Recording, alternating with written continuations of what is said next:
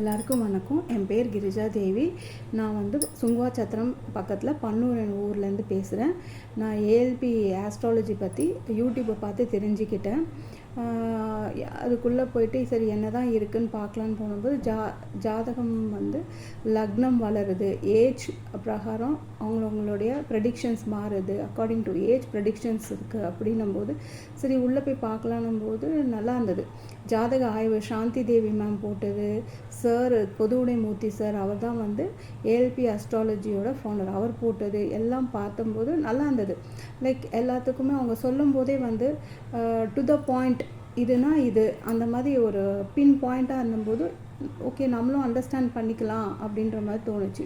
அப்புறம் கிளாஸஸும் எடுக்கிறாங்கன்னு சொன்னாங்க. ஸோ அதை நான் ஜாயின் பண்ணும்போது பேசிக் கிளாஸ்னு இருக்குது. பேசிக் எனக்கு எதுவுமே ஆக்சுவலாக நான் ஜாதகம் பற்றி எதுவுமே தெரியாது, ஆஸ்ட்ராலஜி பற்றி சுத்தம். ஒன்லி ராசி கட்டம், நம்ம நார்மலாக ராசி பலன் பார்க்குறது, சந்திராசிரமம் பார்க்குறது, அதுதான். பை ப்ரொஃபஷ்னலாக நான் ஆஸ்ட்ராலஜரும் கிடையாது, பேசிக்கலி ஹவுஸ் ஒய்ஃப். அப்படி இருக்கும்போது சரி பார்க்கலாம் கற்றுக்கலாம் அப்படின்ற ஒரு இதில் தான் நான் கிளாஸ் ஜாயின் பண்ணேன். சொல்லி கொடுத்த டீச்சர்ஸ் எல்லாமே சூப்பராக எக்ஸலண்ட்டாக டீச் பண்ணாங்க. ஈவன் ஒன்றுமே ஜீரோவில் இருக்கிறவங்க கூட அந்த ஈஸியாக புரிஞ்சிக்கிற மாதிரி நல்ல தெளிவாக சொல்லி கொடுத்தாங்க. அவங்க கிளாஸில் சொல்லி கொடுக்கும்போதே ஒவ்வொன்றும் அப்படியே நல்லா ரிஜிஸ்டர் ஆகிடுச்சு மைண்டில். அதே மாதிரி அந்த சாஃப்ட்வேரும் அவர் எப்படி தான் அதை பண்ணாருன்னு எனக்கே தெரியல. அதுக்கு எவ்வளோ நாள் டைம் எடுத்துட்டாருன்னு தெரியல. அவ்வளோ கேல்குலேஷன்ஸு அது ரொம்ப நல்லா பண்ணியிருக்கிறாரு. அவருக்கு ஃபஸ்ட்டு ஒரு நன்றி.